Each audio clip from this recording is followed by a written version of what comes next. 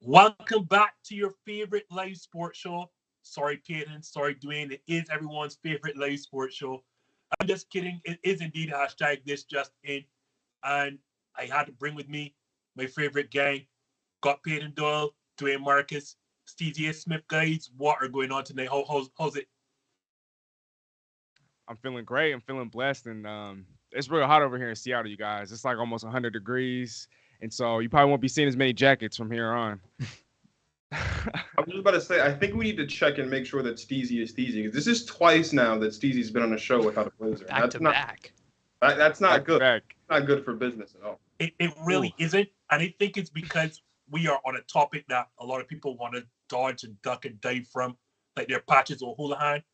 But we don't dive from or duck or dodge these big topics here. And obviously, if you've seen the thumbnail on YouTube, you know that I'm referring to Deshaun Watson and his preliminary, I want to say, disciplinary hearings. Those begin on Tuesday amidst reports that the NFL indeed is pushing for indefinite suspension of no less than a year.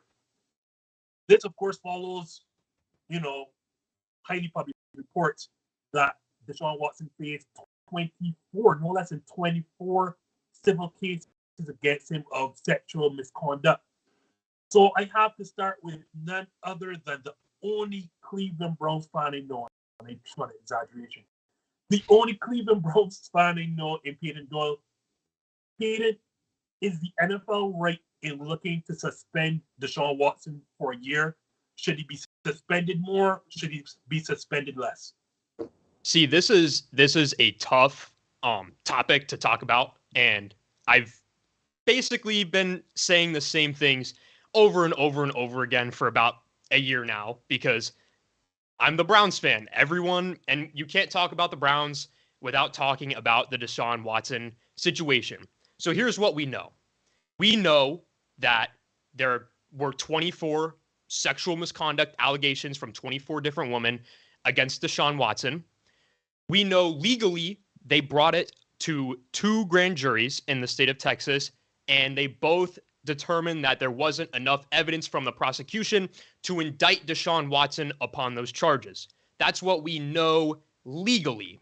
That doesn't mean, now the grand jury doesn't determine innocence or guilty. So when I say that, for the people that aren't aware or might not know, I'm not saying Deshaun Watson is innocent. What a grand jury is, that what their job is to do is to decide whether or not the prosecution has enough evidence to indict the defendant upon the charges given.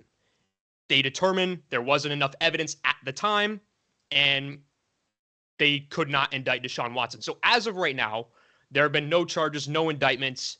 Deshaun Watson is just dealing with allegations. Now, 20 out of 24 of them have been settled privately outside of court. So 4 remain. Now, on the NFL side, this is where it gets interesting because since there has been no indictments, since there has been no charges, since there has been certainly not even close to any convictions of these cases that have regarded Deshaun Watson, the NFL can only suspend him under one category, and that is the NFL Code of Conduct policy. Now, what is that?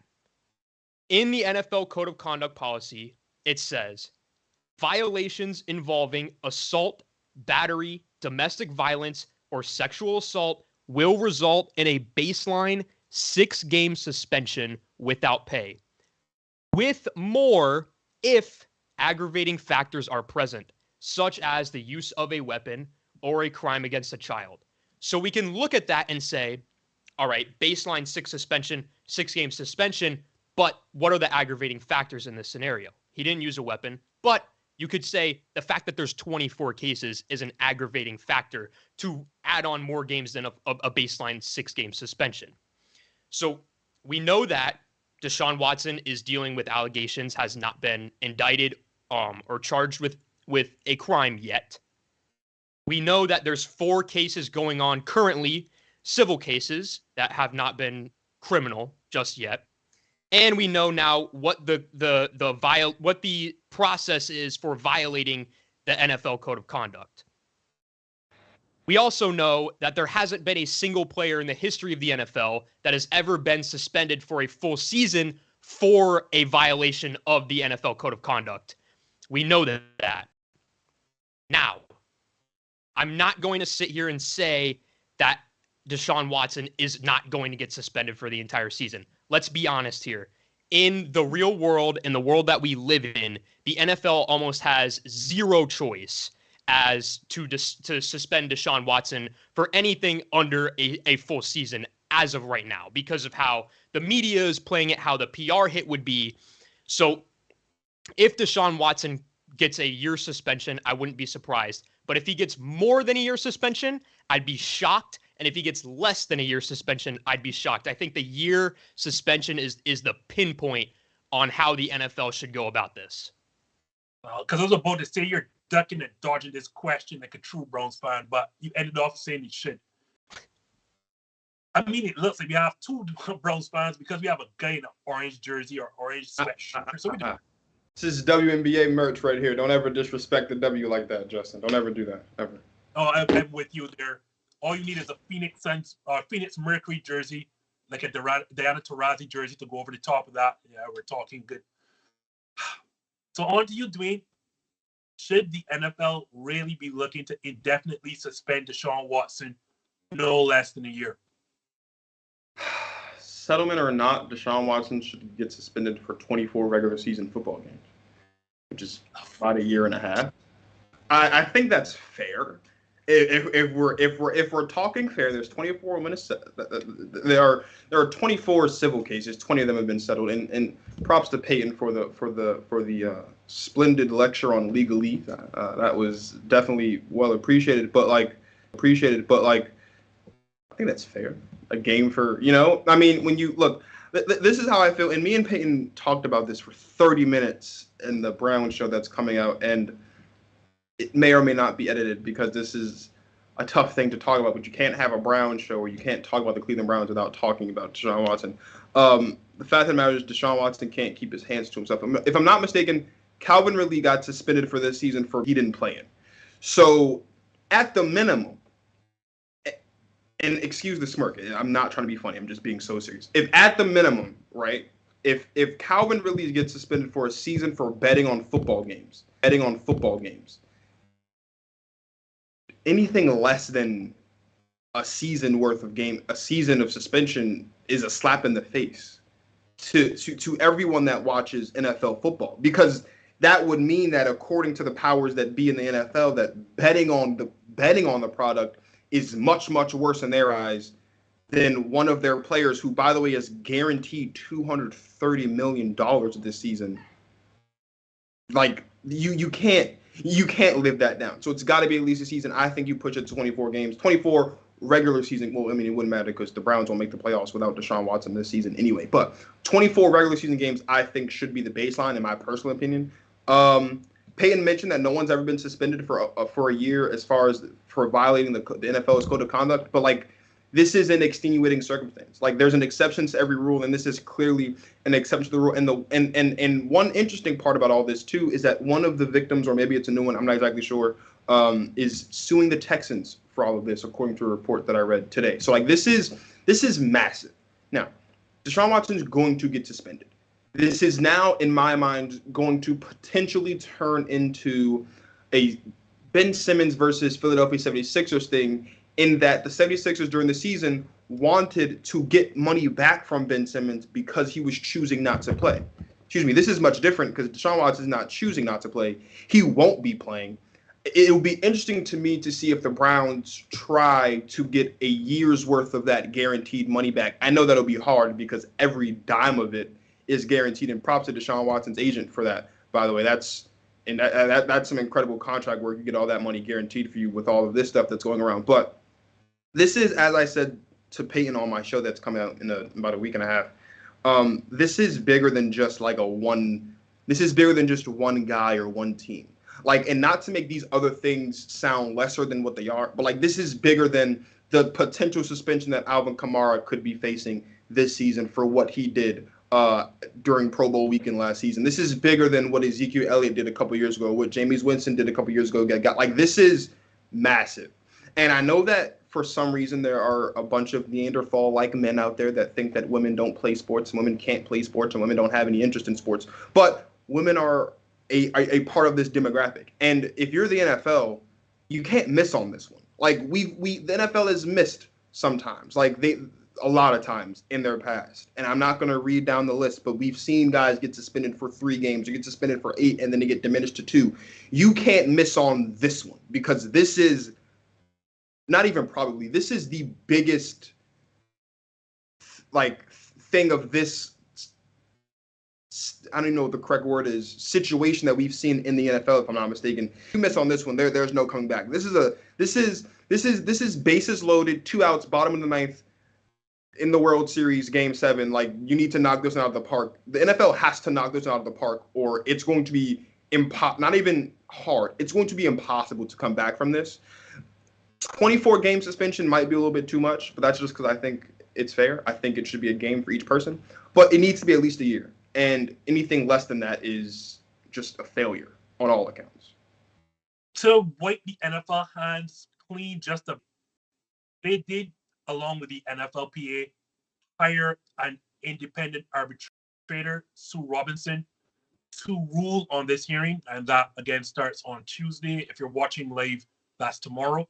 So there is an independent arbitrator ruling on this. Of course, if Deshaun Watson's team and the NFLPA don't agree, there is a chance of having a hearing, not a hearing, they can, appeal the ruling. But then, to Dwayne's point, that appeal goes back to Roger Goodell's office, and that office is the one pushing for a year. So, Steezy, I'll turn to you. Is a year too much, too little, just right in terms of Deshaun Watson's possible suspension?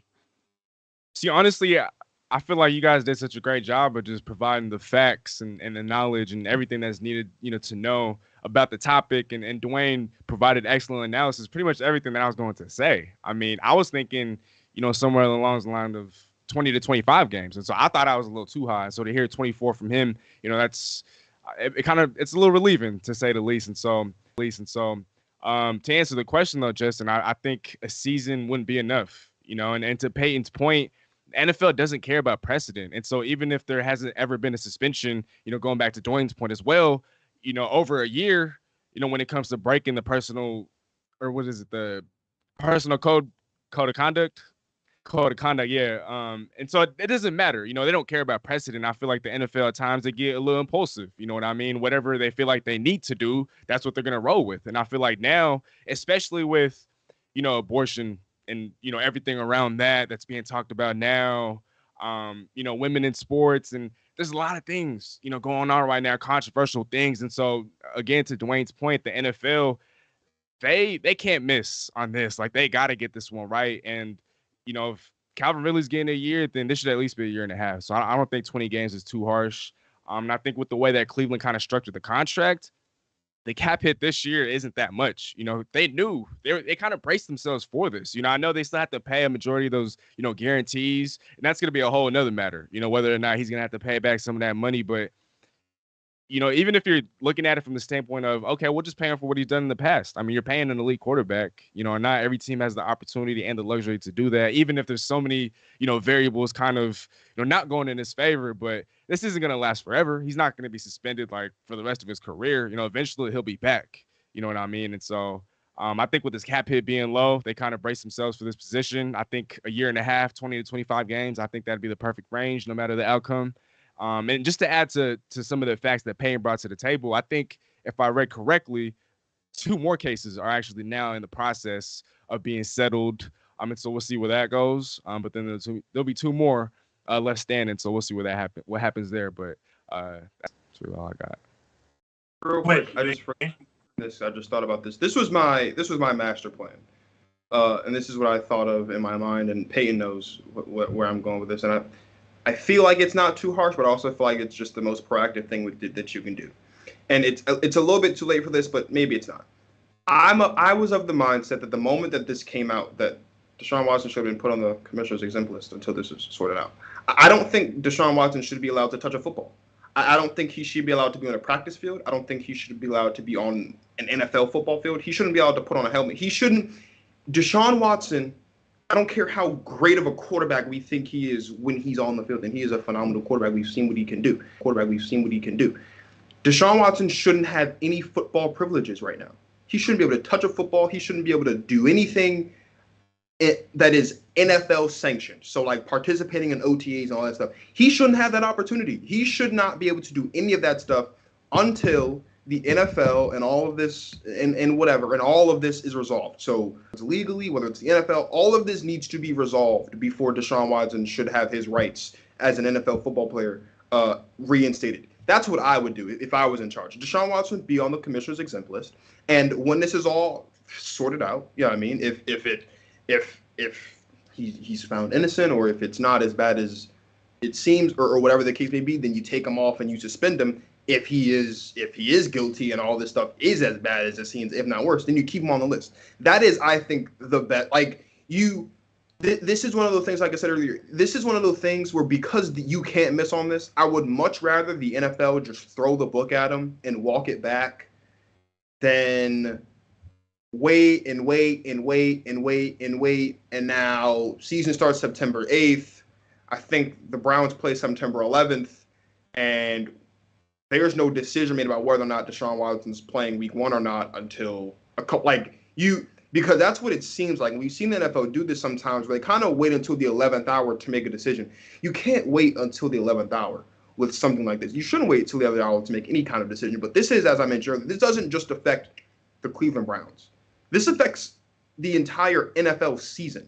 Like, the Cleveland Browns with Deshaun Watson as quarterback could, as crazy as it seems, because we're talking about the Cleveland Browns, could win a Super Bowl this season if Deshaun Watson plays all 17 games and they're as formidable offensively and defensively in the AFC and across the league as we think. Like, this isn't just a situation where you could potentially, this is the most important player on a football team, a quarterback. This isn't an offensive lineman. This isn't a defensive lineman. And not that I think that the position makes a difference. Because when it's something of this magnitude, you got to get it right and you have to be aggressive. But if you lose a defensive lineman for a season, are your odds of winning a Super Bowl going to, if it's not like an Aaron Donald, are the chances of you going to and potentially winning a championship going to be drastically changed that much? No. You can't win a Super Bowl without a great quarterback, not in today's NFL. And we all know and we've all recognized and we've all said that, I know Steezy has anyway, that the Cleveland Browns are Super Bowl contenders potentially with Deshaun Watson at the helm. This is more than just the Cleveland Browns that's being affected. This has something to do with all other 31 teams in the NFL. And if it was up to me, honestly, you put them on the commissioner's exempt list, get all this sorted out, and then you go from there. I'd much rather than be aggressive in the beginning and then walk it back if necessary and sit on their hands until the 11th hour and then just throw something out there and kind of a here you go type of suspension. Like, this isn't really what we wanted to do, but this is what the people wanted, so we'll give it to you so you can shut up. Like, you can't handle the situation that way. I think all three of you young men have dealt with this situation aptly. I don't know if there's much I need to add here, other than to say I've covered professional athletes in my prior profession, and I know how important massage therapists are to their profession, to their well-being, because the number one thing for a professional athlete is their body. So whether or not, I don't know, I want aspirations towards his guilt or his innocence. I found it strange, funny, just odd that a guy who depends on his body for his living went to 66 different massage therapists in a 17-month span. That, drew some red flags to begin with. And then at the start of this entire process, nothing was wrong. You don't intend to settle any of these suits because the truth will come out. And now, as we all started, no less than 20 of the 24 cases, and as Steezy and Payton brought up, Dwayne too, there are two more that are seemingly in the process of being settled. So you've moved from you've done nothing wrong, then you said, well, consensual sex, there's nothing wrong with that. And now all but two of your civil cases are about to be settled. Further red flags. The biggest problem for me well, obviously other than the acts themselves, if they are indeed true, is you trying to avoid the responsibility for them. And the reason I see that, y'all touched on a situation where the Cleveland Browns may look to recoup money, but they don't need to. Because the biggest fault, other than the actual acts themselves, is that the Cleveland Browns and Deshaun Watson found a way to make sure that this upcoming season is only going to pay him $1 million of the $230 guaranteed. Isn't that coincidental that the season you're likely going to be suspended is the one where you found a way to be paid $1 million for? It tells me you knew what your actions were going to lead to. And you knew that if you're going to sign this huge contract, you don't want to miss most of it. So you are going to only put $1 million in a season you're likely not going to pay. So if you all thought that Dwayne's 24-month or 24-game suspension is harsh, then you don't want to hear mine. I'd give him no less than 2. Because not only do you know why your actions were wrong, hence why you're settling these cases, you made sure to avoid culpability or, avoid accountability by making sure you're not losing any of your money by dollars in this year. So it tells me you know exactly what you're doing. And make sure to hit him where it hurts by making sure that this suspension is a 2 years, because this is ridiculous. You have done your crime, and now you want to avoid paying the time by having all but $239 million of you guaranteed by just having $1 million paid to you this season. It is utterly ridiculous. And I'm going to get into the real culprits here again in Cleveland Browns, because we all know a situation, or we know how contracts work, where players make sure that they get the bulk of their contracts front loaded, because you don't know about injury, you don't know about getting cut, you don't know, you don't have time, or so you have no idea. So you try to get the bulk of your money up front. But here you have a player putting the money towards the back end of the contract because he knew he was going to lose most of it. He had it in year 1 simply because he knows he's at fault. And these actions showing me you are at fault and still avoiding culpability, I give him a 2-year suspension, because you are not showing any remorse. You're not showing any regret. Never have you come out in front of the media and said, my actions are wrong. I am going to own up to this. No, I get it. Like, the NFL probably is not going to push for more than 2 years, because the NFLPA will say there's no precedent for this, even though a year there's none for it. But I hit him with 2, because you do not show any remorse in your actions. Furthermore, you're trying to escape them. I have a serious problem with this. But we're moving on to the next topic. And again, sorry, only know one Cleveland Browns fan, so he's going to have to face the music tonight.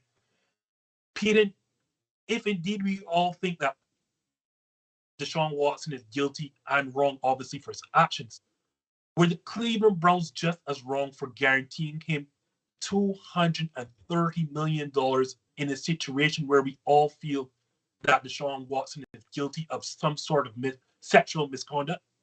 No, the Browns didn't do anything wrong here, because the Browns are the scapegoats of the situation all of a sudden, because they're the team that got him. In fact, if he went to Atlanta, if he waived his no-trade clause to go to Atlanta, they would have given him the same deal, and they would have given him the money in the back half.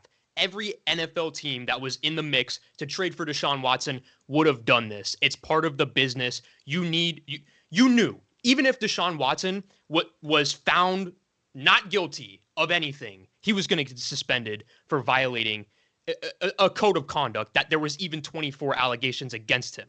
So even if, there was no doubt, there was no question in any of these teams' minds that were looking to trade for Deshaun Watson, whether that's the Panthers, whether that's the Saints, whether that's the Falcons or the Browns or the Dolphins or any of the other teams that were interested in Deshaun Watson at some point. If they picked up the phone and they called the Houston Texans GM and said, hey, what's up about Deshaun Watson? They knew he was not playing. They all knew that. And Deshaun Watson, there was no contract offer in the league that was going to give him the money in the front part of the deal. That's the yes, we could put it all on the Browns because at the end of the day, they're the ones who got him. But guess what? Every other team in the league would have done the same thing because that's the business. You have to do it like that. It doesn't make any sense to do it otherwise. You knew that he was going to be suspended. So I actually think it's smart on their part to say, okay, this year we're only going to have to pay you your base salary that you got paid last year, which was just north of $1 million. And we're going to pay you the rest later on. In fact, if Watson is suspended for the entire year this year, his contract goes back another year. And he's actually done with it in 2027 rather than 2026. So the whole scheme was made under the assumption that Deshaun Watson was going to be suspended for a year. I don't think that means that Deshaun Watson knew that he was guilty, innocent, or I don't think it proves guilt or innocence in any way. I don't think it matters to the legal case at all. I think all it matters is that the NFL is looking at it and saying, or not NFL, but the teams are looking at it and saying, you're going to get suspended no matter what. This is what we have to do in order to have you on the team without, ruining our roster. You know what I mean? That's how you assemble a team as a GM. I think Andrew Berry made a smart move by trading for Deshaun Watson. I get the PR hit. I get that it might be a year before he steps on a field. Personally, I disagree with you guys. I don't think the NFL will give him any more than a year. I don't see it. I could name players off the top of my head that have done things similar, if not worse, that deserved suspensions and got very little. I think he'll get suspended a year. And I think that at the end of the day, he's going to come back. He's going to play football again next season. And he's going to be great because Deshaun Watson is a great quarterback.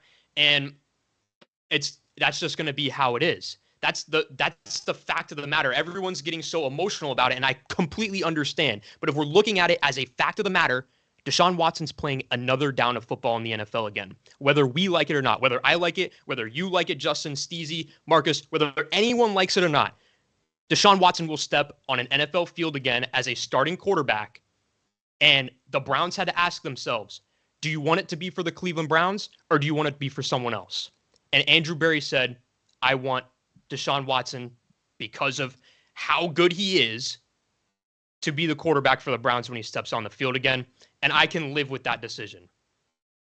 See, Browns at fault for guaranteeing him such a historic contract, 5 years, $230 million, fully guaranteed, or as Payton said, par for the course. Honestly, everything that Payton said. And just to kind of add to that, I know teams will never admit this, but if anything, this could turn out to be a win-win down the road or down the line, because if Cleveland can lose enough games, especially in this super stacked AFC, they can land with the top 10 pick, with a top 5 pick in a draft next year. And so whenever Deshaun Watson comes back, let's say he is suspended for a year and a half, and then the year after that, they could struggle in the first 5 to 6 games of that season, lose enough games to, accumulate or acquire a worthy first-round pick in the next year. And so down the line, everything that Payton said, again, was 100% spot on, because Andrew Berry is looking towards the future. Cleveland Brown doesn't have much of a past, hasn't really had a presence, and so why not put all your stock in the future? Everyone looks towards the future, and so I think with Cleveland, they understood the situation. Like I talked about earlier, I mean, Deshaun Watson knew this was coming. The Cleveland Browns knew this was coming. They did their homework. You're not going to hand out $230 million in guaranteed money and have this end up as breaking news. Like, this wasn't new to you. You knew this. Even if you didn't know, to the extent of, okay, now there's 24. You know what I mean? So maybe they didn't know everything, but for the most part, they knew that a lengthy suspension was coming down the line. They're paying for later. And going off again, what Payton said, he is going to come back to play, in the NFL. And like I talked about, he's a top 5. He has a ceiling of a top 5, potentially the best quarterback in the game. That's his ceiling. In the NFL, while they have, or now it looks like they're wanting to cater, to the people when it comes to guys having a bad reputation and coming back to play. I mean, they haven't really had, or they haven't shown much regard in situations like that, if that makes sense. And so I think, once he serves his suspension, once he serves his punishment and whatnot, then, he'll be back in the NFL as a superstar quarterback, and he's probably going to collect another payday. So, no, Browns weren't, or they didn't make a mistake in giving him that money. Dwayne, do you agree with the guys, or are you against Cleveland guaranteeing him 5 years, $230 million? Justin, if Aaron Rodgers retired and the Green Bay Packers offered him $230 million guaranteed, we would be ecstatic. Like this is a business. You protect your investments no matter how dirty they are when you invest in them. You invest in them. And the Cleveland Browns made an investment. And to Payton's point, if Atlanta made this investment, if Carolina made this investment, hell, if Deshaun Watson didn't say no and Steezy Seahawks made this investment, he was getting guaranteed north of $200 million. Because the last time we saw Deshaun Watson, he was worth about $200 million. Like the last time we saw Deshaun Watson play football, he was on a trajectory of getting a $200 million deal, bare minimum, whether it was in Houston or whether it was elsewhere. That was going to happen. Like that. So I think what the media tries to do is they try to pile on as much as possible. And because the Cleveland Browns have already been the laughing stocks of the National Football League for the past, since all of us have been alive, they figured, let's just throw this on there because, look, the Cleveland Browns made Deshaun Watson a $230 million man, and it's all guaranteed. They can't get out of it no matter what happens. Yeah, but the Browns knew that. And so did Atlanta, and so did Carolina, and so did Pittsburgh, and so did every other team that called the Houston Texans during the offseason. We all knew that this was coming. Deshaun Watson didn't want to be in Houston. We knew that. Now, I think he should have found something else to do while he didn't want to play football instead of this. But here we are. Like, if are we talking about it? Let's forecast for a second, because he is going to get suspended at least a season. I think we all acknowledge that, and it's crazy. But I think we all recognize, even the Cleveland Browns recognize, that's why the contract is the way that it is, that he's not going to be playing this year. And to Steezy's point, they're probably going to have a top 10 pick. But let's just forget about all that. Let's just talk about Deshaun Watson and the Cleveland Browns, because this is a really good football team with a Deshaun Watson at the helm on paper if you look at it, right? Let's say maybe not next year, because he might get suspended some games next year. So let's say 2 years from now, and what would that be? The 24-25 season and beyond? Let's say in those 3 years, the Browns make the playoffs all 3 years, get an AFC Championship game in there. They maybe win. They go to maybe even win a Super Bowl over the back half of that contract.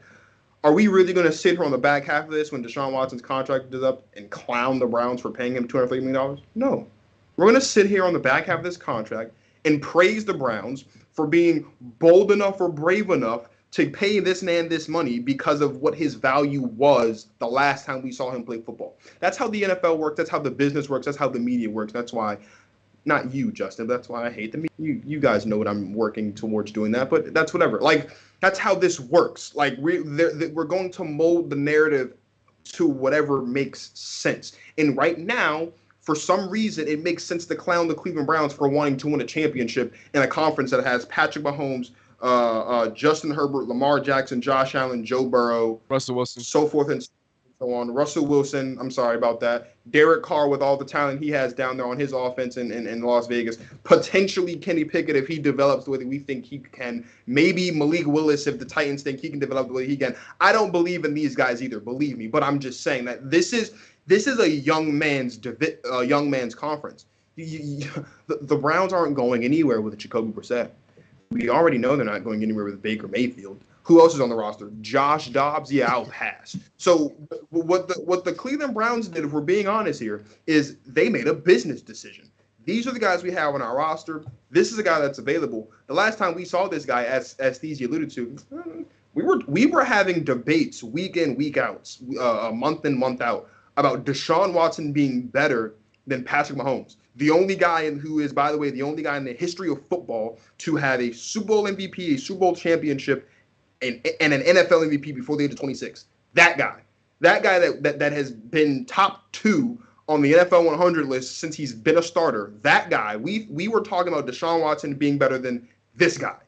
Of course he's worth $230 million. Regardless of what the contract looked like, regardless of how it's broken up or any of that stuff, if 4 years from now, however long it is from now, if the Cleveland Browns have been to and potentially won at least one Super Bowl in this span, we are going to come back here on this show or wherever and say that the Browns are brilliant. So let's stop trying to make the Browns look stupid now. They do that on their own anyway. They are clearly working towards the future. Andrew Berry, I love the hiring of Andrew Berry in the front office, and this is exactly why. Because there aren't a lot of guys in the NFL, if we're being honest, that would have made this decision and stood by it. And Andrew Berry's going to make this decision. He's going to stand by it. And who knows? Even if it doesn't pan out, guess what you can say?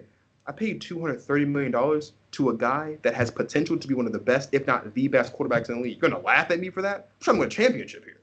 Deshaun Watson, if you look at this year's free agency class at the quarterback position, Deshaun Watson was the best guy available to take this football team to a championship. Could Matt Ryan do it? Maybe, but he's old. You weren't going to pay Carson Wentz to do it. No one clearly wants to pay Jimmy G to do it, and you weren't going to pay the man you had on the roster in Baker Mayfield to do it. So who's the next best option? Who's not even next best? Who is the best option outside of Russell Wilson?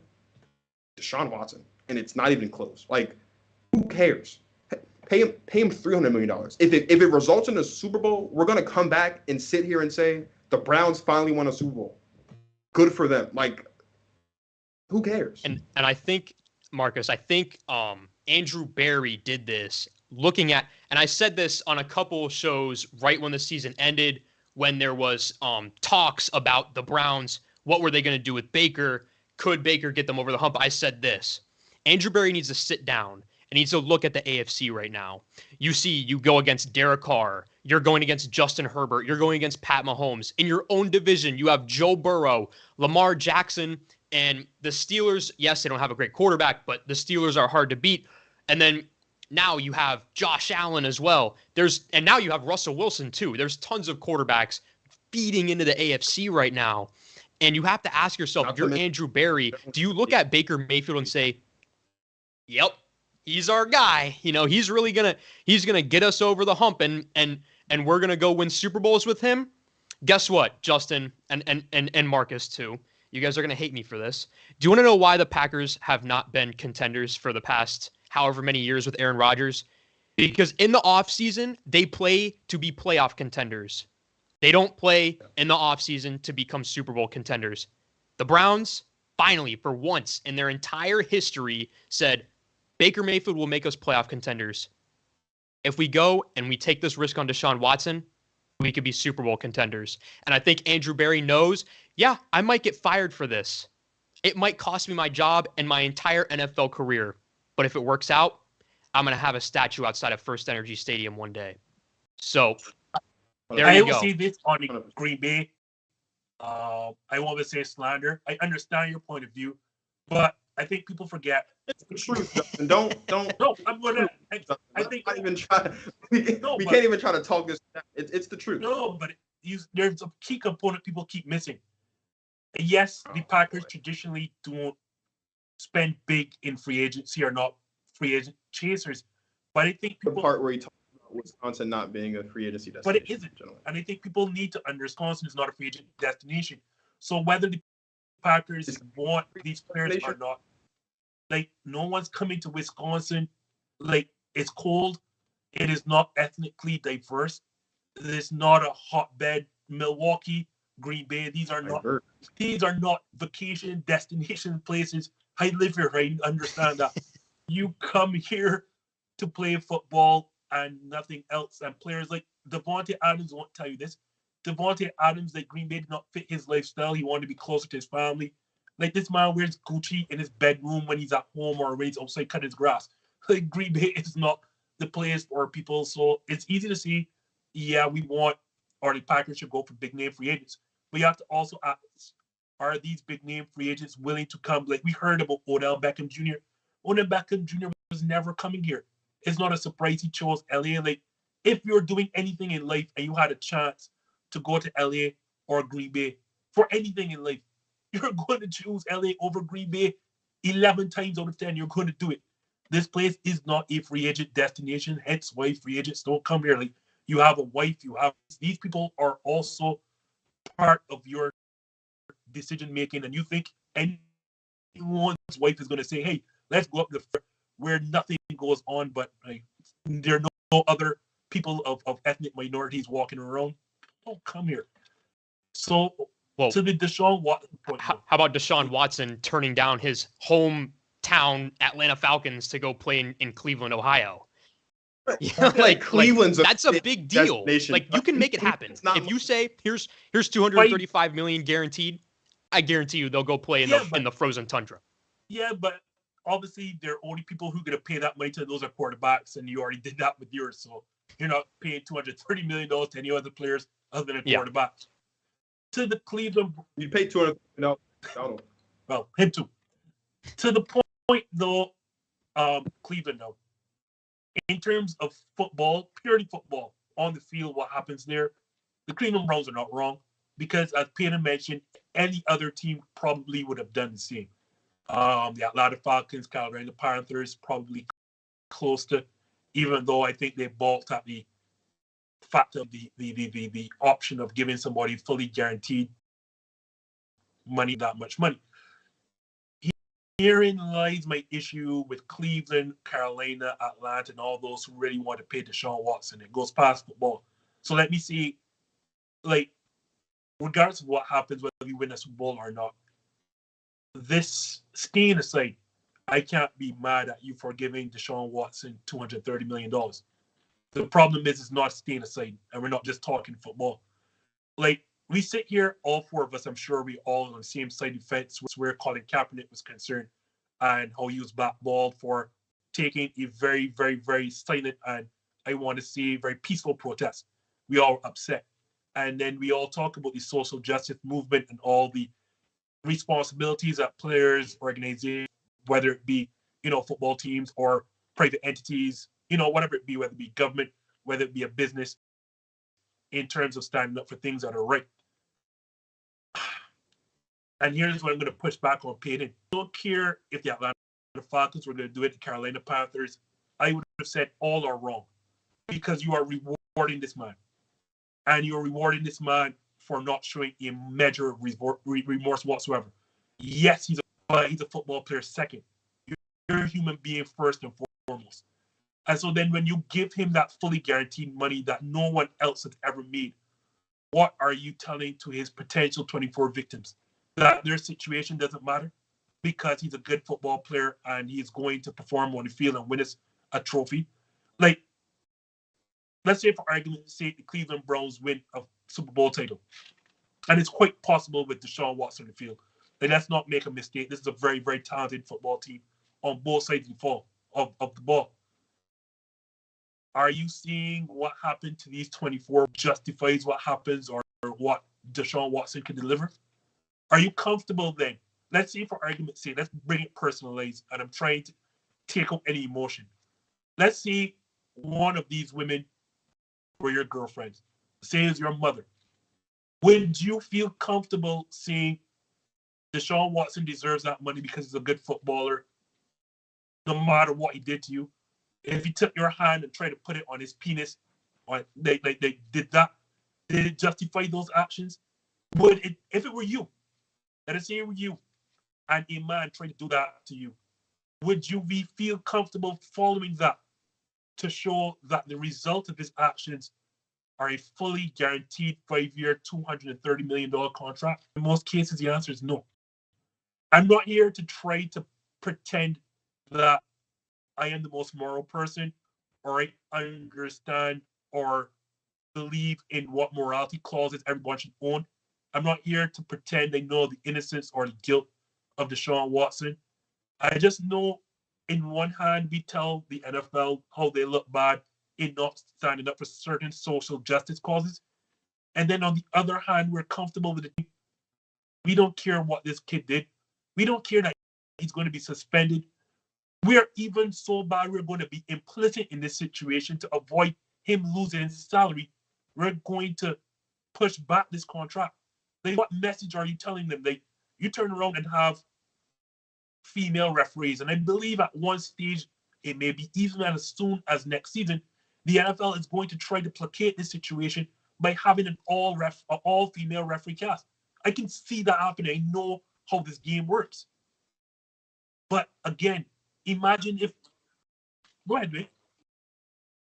To be on pace for that, regardless of this. That would have happened. Regardless. I do want to say that I don't want to say it now because now it's going to sound like I'm ignoring. But everything that you said is 100%. I think, and not everyone does it, and there are some people that do it. There are some people that don't. It just depends on the kind of person you are. Does Deshaun Watson, the person, off of the football field deserve a 5-year fully guaranteed deal? No. But does Deshaun Watson, the football player, deserve a 5-year, $230 million fully guaranteed contract? Yes. And I think that is the lens in which the Cleveland Browns and other football teams looked at this from. Because everything you said is 100% true. Because I'll be honest, I don't care who you are. You touch my mommy or my grandmommy or my sister in a way that I don't like, I'll kill you. It's really just that simple. But Deshaun Watson, the football player, is a phenomenal talent. And the football player deserves this. And I think what the Cleveland Browns did is they're looking at this from a football standpoint. Not in a sense to, and all these teams, not in a sense to minimize and ignore the what these victims may or may not have lived through. And when there's this many, it's hard to say may not. But because we don't know, may or may not have went through, there has to be some truth to something. One of these females aren't lying. All of them might not be lying. But it is, I don't know, Justin, you're old. And you know the saying much better than I do, but there's a saying that's like, it's like, what is it? Once is a, what is it? Where there's smoke, there's fire. No, not that one. It's like once is an accident, twice is a coincidence, three is a pattern, something like that. Like you're not gonna get this many people all saying the exact same thing, and they're not. As I said, like my real red flag turned up when you went to 66. Different. Oh, of course. Therapists. I'll be honest with you. Earlier I said 24. And by the way, if you just think about it, and I don't, if you really think about it, you were talking about the NFL season is, the regular season anyway is about, what is it, 5-6 months long, something like that, somewhere in that general neighborhood. You're talking double digit. You're talking double-digit visits to a massage therapist each month, and it's a different person each time. It's disgusting. But the point that I was making earlier is like a lot of times what we see with these things, even when you're looking at other things, and the only other one that's coming to mind right now of this magnitude is like R. Kelly, right? When you're looking at things like this, like a lot of people will separate the person out of the profession from the person in the profession. Right? You look at it and you say, there are still a lot of Deshaun Watson fans out there because of what he can do on the field. Off the field, a lot of people that hate the guy. I am never going to say another good thing about Deshaun Watson that doesn't have anything to do with football. I won't. I promise you I won't, because that's disgusting. Similarly, right, there are people out there that will never say another good thing about R. Kelly at all, but there are some people that really enjoyed the music that he put out there, and so they separate the two. And I think while everything you said is correct, and while there is, as you outlined, a very strong argument to be made that the Cleveland Browns were wrong for rewarding this kind of behavior, or but you've obviously ignored this kind of, you've ignored the behavior, and that's what I mean. Whether it's intentionally or unintentionally condoning the behavior of Deshaun Watson off the field, it again just goes back to the mindset of, look, we suck. We haven't done anything. This guy, as bad as it sounds, regardless of what he's done off the field, this guy's our best chance at finally bringing home a Super Bowl. And they just separated the two. And that's the thing, right? It's the best thing. It's not the best course of action, but so you basically separated two. And I'm not here to pretend I am morally withstanding or upholding person in the entire world. I'm just seeing, like, is it right to separate the two? And are we then seeing the chance, because you're not guaranteed of anything in the NFL, no matter if you have the best roster, the best head coach, the best front office, you're not guaranteed of anything. Are we then seeing the chance to compete for a Super Bowl was worth what these women are going through or have went through? And it seems to me the Cleveland Browns, the Atlanta Falcons, the Carolina Panthers all said yes. And I have to feel there is a problem with that. Steezy, you've seen that you want to jump in and say something. Yeah, just quickly, I just wanted to add, well, the reason why Deshaun chose Cleveland, in the 11th hour was because they actually offered more money. So if anything, Justin, to your point, I think Cleveland does deserve, a little bit more blame than the other teams, even if not by much, but because they did kind of swoop in with that last minute offer, like, 5 years, $230 million fully guaranteed. Because Atlanta's was probably like 5 years, $220, 2015, 2010. But there's a reason why Cleveland kind of came in out of left field. Because, at the end, it was Atlanta. It was between Atlanta and New Orleans, if I remember correctly. And so Cleveland kind of came in nowhere. At the end, I think like an hour and a half before the news broke, everyone was saying he's going to the NFC South. Like it was booked that he wasn't going to the NFC. I remember a report actually passing by. It was confirmed that he was going to Atlanta. I think it was by JPA Football on Instagram or something like that. And so, yeah, I mean, Cleveland, if anything, is more wrong, but I don't know what that means in the bigger scheme of things. Right. And please shout out to JPA Football if you have a chance. If you don't, please go follow them on Instagram. A good follow. So, Payton, we're not letting you off the hook because, again, this is all Cleveland. And if you're not joining us, we have been diving into the whole Deshaun Watson saga with the Cleveland Browns. But there's another part of this that we're ignoring, and that is, while the Cleveland Browns did indeed pay Deshaun Watson $230 million fully guaranteed, they do indeed have Jacoby Brissett as that option. Guess what, guys?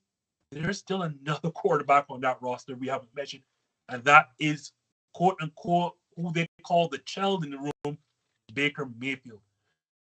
Payton, as the resident Cleveland Browns fan, what will become and what should become of Baker Mayfield? In that, what will Cleveland ultimately do with him? And in your mind, what should they do with him? So we're now, the will and should is two different things. Yeah, that's why I particularly put up both questions. What will happen is that I believe that Baker Mayfield will ultimately end up getting traded, whether it's to Seattle or Carolina. I don't know. Personally, I don't see it being anyone other than those two teams. I think it's going to take a little while for it to play out. One, just to see what happens with the Deshaun Watson situation. And two, I'm sure that Carolina wants to evaluate their current quarterback room, and Seattle would want to evaluate their current quarterback room, because if they believe that trading for Baker Mayfield wouldn't make their room better, then there's no purpose in doing so. So I think that it's going to be a couple months before we see Baker Mayfield get moved. What is the smartest thing would be there to be mutual interest between the Browns and Baker Mayfield playing again next year and running it back. And here's why. The reason on the Browns' end is obviously, one, Baker is a known constant for them. They know who Baker Mayfield is. He's been in the building for the past 4 years now, and this is going to be his 5th season. And so you know him. You're comfortable with him. You know he can make your team decent. He can run the offense. He knows the offense, blah, blah, blah. Now, the interest on Baker's side would be this. All right, Baker, every report in the world that is coming out, even recently, is saying that most NFL teams are shying down away from you because they look at you as immature and they look at you as someone who is not the leader of the team. So guess what? Someone who is immature, or isn't immature, rather, would show up to OTAs, would show up to training camp, would show up and play in the preseason, would show up and play for the Cleveland Browns. Because guess what? Even despite all that they did to try to push you out of the door, they didn't communicate this thing with you, blah, blah, blah. Guess what? We all know it, but we don't want to hear it from you, Baker, because we don't care. Baker, if you show up to OTAs, if you show up to training camp, Andrew Berry's phone will be ringing off the hook for people to come and trade for you, because that will immediately squander any stigma surrounding your immaturity. If you say, guess what? No matter what they did, yes, I know that they traded for Deshaun Watson. Yes, I know that they're trying to push me out despite all that I gave to them. I'm still under contract to them. I'm going to show up. I'm going to be a leader in this locker room, and I'm going to give the Cleveland Browns, after all they did to me, 100% my all. That immediately, if he does that, squanders any questions surrounding Baker Mayfield's leadership, lack thereof, and his immaturity problem. Now, from a straight football perspective, let's say, okay, Baker Mayfield shows up, he says, I'm going to give it my all, and the phone still isn't really ringing for him, right? And the Browns want to keep him. Okay, so Baker, your options here are basically Seattle, Carolina, or Cleveland. You have one shot. This is your contract year. You have one shot to prove to the rest of the league that you are worth starting quarterback money and a starting job again. Where would you want it to be? Look at the offenses. Yes, Steezy, I know, Charles Cross, and they've improved that offensive line. It's still worse than Cleveland's. There's a lot of question marks, one, surrounding that running game, especially with the unfortunate situation of Chris Carson. And while the receivers there, I would say, are better than Cleveland, it doesn't matter if you can't, one, control the clock, and two, get the ball to the receivers with your offensive line. Also, he would have to learn a whole new system. While it also looks like I do believe that in like 1 or 2 seasons, Pete Carroll will probably be on his way out. So you're there for a potential coaching change. I know Justin looks surprised, but he's the oldest head coach in the league. He's coming off his worst season as a head coach. Russell Wilson just left, the future Hall of Famer. That just sounds like a situation for disaster to me. So you look at that and you say, all right, that's the situation there in Seattle. Now let's go to Carolina. An even worse offensive line. Christian McCaffrey can't stay on the field for more than 4 games. DJ Moore is really your only wide receiver worth noting because, let's be honest, Robbie Anderson has 2 good games a year. Other than that, we don't hear from him. Unless he's saying, I don't want to play with Baker Mayfield. And Matt Rule is desperate to save his job. Desperate. He might even roll out Sam Darnold to try to save his job. That's how desperate he is. Okay, so you have a terrible coach, a not-so-good offensive line, a below-average receiving group, and a running back group that can't stay healthy. Okay, what do you have in Cleveland? Yes, your receivers are probably a little bit average.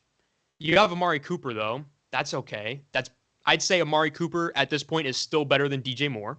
And I would say as a second option, Donovan Peoples-Jones is more reliable and more consistent than Robbie Anderson. Okay, so you have that. You have a top 5 offensive line in the league, so you have protection. You don't have to learn a new offense. You've known the offense for now. This will be your 3rd year in that offense with Kevin Stefanski. And you also have arguably the best 1-2 punch in the league at the running back position with Kareem Hunt and Nick Chubb. You choose, Baker. You have to choose one of those teams that you get to redeem yourself on. This is your last chance to show the world that you can start. I don't know why you wouldn't want for it to be in Cleveland. Skeezy, same thing. What will happen to Field, but what should Cleveland really do with him? I think what happens is he gets traded to Carolina. You know, I see what you're saying, Payton, in regards to Seattle or him potentially coming back to Cleveland, but I don't think that happens. I mean, come on, there was a letter that he dropped. And I saw a report that even if Deshaun Watson is suspended for more than a year, they're rolling with Jacoby Brissett. So it doesn't really matter how Baker feels, whether or not he wants to, you know, he's open to reconciliation, whether or not Cleveland's open to it. They're committed to Jacoby Brissett because if those reports are false, then it's like, so what are we doing here? Are we having a quarterback competition? You know, because you promised Jacoby Brissett that he would start in the event that Deshaun Watson was going to get suspended, which you already knew of. And so that's why when you met with Jacoby Brissett, part of the appeal and signing with Cleveland to begin with was because you were told that you were going to be the starting quarterback and that Baker Mayfield was on his way out. Cleveland knows what they have in a Baker Mayfield. I don't think Baker Mayfield looks like a guy that's going to go back, you know, on his word. And if his word was basically F Cleveland, you know, with the letter that he dropped and you know, things of that nature, that's not going to, I don't see that happening. And so I think now I see him getting traded within the next week or 2, maybe 3 weeks, maybe in the next month, because training camp is coming in and Payton, like you alluded to. I mean, if he's going to get traded anywhere, it better be soon because he has to not only learn the playbook, learn a new offense, establish chemistry, you know, with receivers, with the running backs, the offensive line. You know what I mean? There's so many different variables, so many different moving parts. And so I think what will happen is that he'll get traded to the Carolina Panthers. And if I were to have it my way, then yeah, he would get traded to the Carolina Panthers. I mean, I think there's definitely a few more pros than cons, you know, especially as it pertains to him landing in Seattle than Payton laid out. Pete Carroll's never lost more than 7, you know, in a single season coaching. And that includes 2 years with Russell Wilson, you know, not at the helm. And so I don't think it's as gloomy as Payton suggests here in Seattle. And if anything, I'd much rather, Seattle land a top 10 pick and go for a quarterback next year. I think we all know what Baker Mayfield's ceiling is. And while that is deliver and take a team to the playoffs, depending on the supporting cast, I don't see Super Bowl. And so if he's open to not signing an extension, if Cleveland's open to taking on at least $6 or $7 million of his salary, and if Cleveland is open to taking just a 6th or 7th round pick as compensation, then okay. Then yeah, I don't mind the Band-Aid for a year. I don't think he'll deliver any more than 8 to 9 wins to Seattle anyway. And Seattle does have trade ammo. But I think with Carolina, again, to Payton's point, Matt Rule's desperate. You're not going to win games with Sam Darnold. I don't think Matt Corral's ready. And we've seen Baker Mayfield with weapons before. I don't think Christian McCaffrey is just going to be injured forever. He's working on some things. He's probably losing some weight. We know he's working, so I don't expect him to miss the entirety of this season. You got DJ Moore, Robbie Anderson, Terrace Marshall. I expect, a leap in his second year. Offensive line is still pretty bad, but it's a little bit better than it was last year. The defense is elite. Defense is top 5, top 10. They really need to work on, things in the red zone, but for the most part, I think the defense is more than competent. And so I think the ideal situation would be Carolina. And I think what ultimately happens is he gets traded to Carolina. Before I let Dwayne jump in, I don't do my host duty as well. While y'all are in the chat, Joe, Kevin, y'all going on, please subscribe, follow, and subscribe to my people as Wayne Doyle, Steezy A. Smith, Go Talk with Marcus. Please subscribe, follow all the content here. But Dwayne, ultimately, what will become of Baker Mayfield? Baker Mayfield's such a pain in my butt. I gotta. Oh, he is. He is. He is. Oh, you're talking to Cleveland. Not for the reason you think. Not for the reasons you think. I just don't like talking about Baker at this point. Like I just, it's not Baker himself. I was a Baker Mayfield fan at one point. I'm not ashamed to admit that. Baker Mayfield's best shot, honestly, is, I gotta agree with Payton. It's in Cleveland. Like, the powers that be in Cleveland are going to realize that, yeah, while they said that Jacoby Brissett was their guy, you want to get as much as you can for Baker Mayfield, right? You can't get any value for someone if he's just sitting on the shelf for a year, unless he's a guy like Deshaun Watson who has that proven top 5 upside. Baker Mayfield doesn't have a proven top 5 upside. And I know that Steezy's of the mindset, because we had this very, very long back and forth a couple months ago, that sometimes value is based on what the team think. But here's the thing. Baker Mayfield is at this point a pawn. He is at this point on the block. He's got one foot out the door.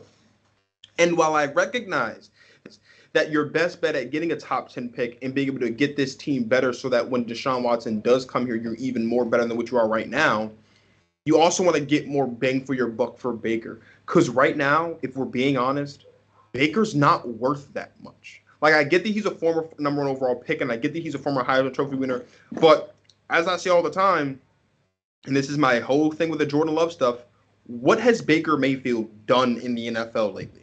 He has one really good season. That was a winning season. He goes to the playoffs. He wins a playoff game. Well, I'll be honest with you. Most teams across the NFL can look at it and say, yeah, well, you did do that. But you beat a team, the Pittsburgh Steelers, who completely fell apart in the back half of the season. You're supposed to win that game at that point. Now, do I agree with that sentiment? No, because I think a playoff win is a playoff win. And for Baker Mayfield and the Cleveland Browns, a playoff win is a Super Bowl win at that point, given how long it's been since they had one. So that's massive. I'm not going to take that away from Baker. But the other teams in the league that when we're talking about the Texans potentially, your Seahawks, the Falcons, Washington maybe, we're talking about teams across the league that are looking at the QB market, and much of them are going to be in a position next year to draft one of the elite guys coming out next year, your Bryce Youngs and your CJ Strouds and guys like that. So if you want to get the biggest bang for your buck for Baker Mayfield, you have to play him this year. You have to trust that Baker Mayfield won't get hurt, that, like Payton said, Baker Mayfield is motivated. Because here's the thing, a desperate man is a dangerous man, and Baker Mayfield has nothing to lose. And a desperate man with nothing to lose is the most dangerous man on the planet. Like, it's not a man with a gun or a man with a knife or it doesn't matter how smart you are. If you're desperate with nothing to lose, you're going to put it all out there. This could very well be the best season we get from Baker Mayfield. This might sound a little bit hyperbolic and it's not going to happen, but let's just throw this out here. Baker Mayfield's so desperate. Baker Mayfield has so much to prove to not just the Browns, but the NFL. What if Baker Mayfield does lead the Browns to a Super Bowl this season? I don't think that's going to happen, but this is how desperate Baker Mayfield is. Baker Mayfield has something to prove. Baker Mayfield, from the moment he has come out, has always been of the mindset that no one believes in him. That's how he felt in Oklahoma. And despite the fact that he was the number 1 overall pick, that is now how he feels in Cleveland. It's a desperate man with nothing to lose. I agree with Payton. Stay in Cleveland. Be that desperate man with nothing to lose. This is the best 1-2 punch in the backfield. You have Amari Cooper, who's a reliable guy. You've got an offense. You've got a defense. You have everything you need. The grass isn't always greener. Because here's the thing. Everyone in the league knows that Baker Mayfield's not the guy in the league or not one of the guys in the league and probably will never get there. So what are we going to be talking about if Baker Mayfield leaves this season or gets traded this season? He's just going to get he's going to get cut for Bryce Young or CJ Stroud or someone else that gets drafted over the next couple of years. Baker Mayfield stays in Cleveland. He ups his value, and because both teams want a divorce, Baker Mayfield, depending on how well he plays this season, he holds the keys to his future. Baker Mayfield can choose where he wants to go, potentially have some type of say in the trade. Will he really? Probably not. But again, desperate man with nothing to lose is a dangerous man, and it's not going to happen. But if Baker Mayfield does step foot on the football field, has the best season of his career, we know how great this team is.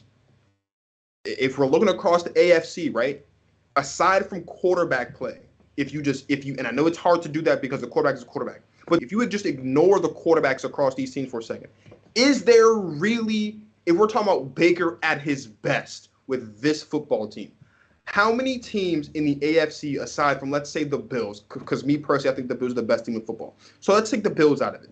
How many teams in the AFC can you legitimately say, like, hands down, would beat the Cleveland Browns if everything's clicking and Baker Mayfield's playing at their best? There's not that many. There's really not that many. Because, Justin, you are the guy that told me all last season that you're really not sold into Joseph Lee Burrow and those guys in Cincinnati because they're all so young. And that's fine. And there's a lot of people that still feel that way. And if Baker Mayfield's playing at his best, they might not be that dangerous. Lamar Jackson, as fantastic as he is, the Ravens don't really have a lot to play with if you really go up and down that roster offensively, at least anyway. They've got a solid defense. Like, the Chiefs are the Chiefs, but they've taken a step back. I think the Chargers are fantastic, but Justin Marr will be the first to say that the Chargers haven't won anything as currently constructed, so there's no reason to believe in them now.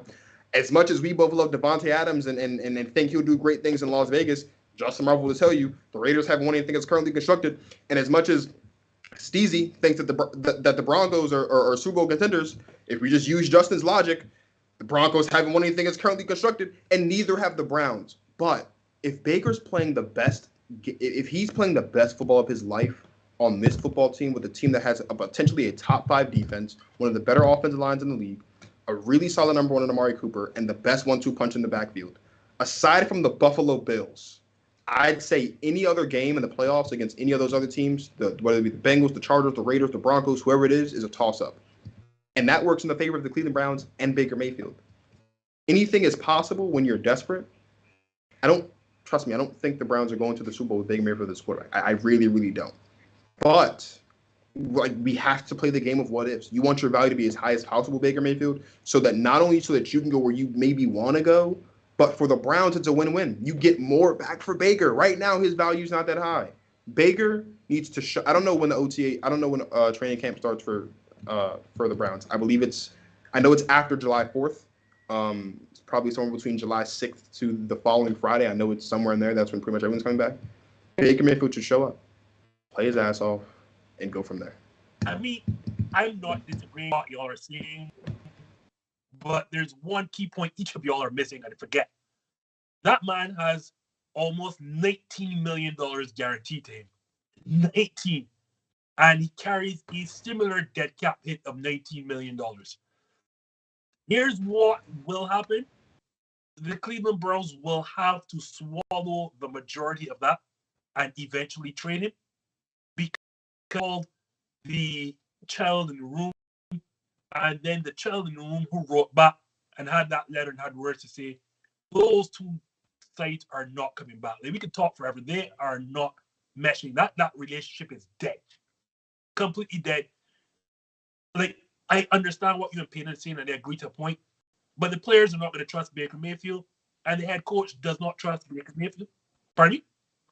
No, you have to. You don't have to trust Baker. You have to trust your quarterback. No, you have to. This is like, you can make that argument, but this is about Baker at this point. I understand. Like, but Baker has always wanted to do what's best for Baker, and what's best for Baker is he play for the Cleveland Browns this season. What's best for Baker. Which may be true, but that won't happen. So as I said, what will happen? The Browns will be forced to eat that contract, the majority of it, and trade him to either Carolina or Seattle. What should happen? The Browns should eat that contract and trade him to Seattle or Carolina, because the reality of the situation, after both sides made their comments, they're just no. I can't see any side coming back from that. Like, it'll be a disaster to put him on the field after what you said, how the players view him, or how the head coach sees him, and what he said. He knows the players and the head coach doesn't trust him. He knows the front office doesn't want him. Like, I get what y'all are saying. I agree. The best football scenario is for him to return.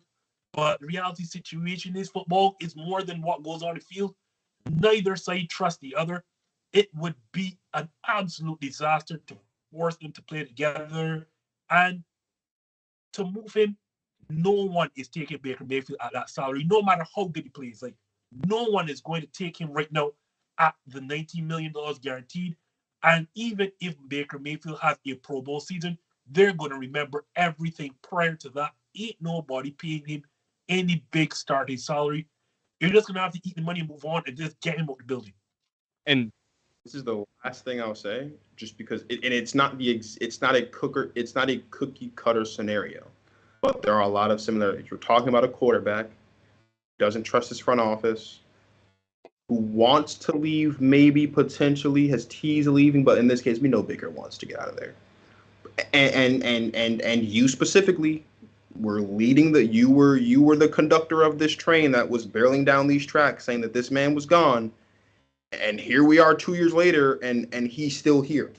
There are obviously large differences, between what's going on between Baker and the Browns right now and what happened between Aaron Rodgers and the Green Bay Packers. I get that.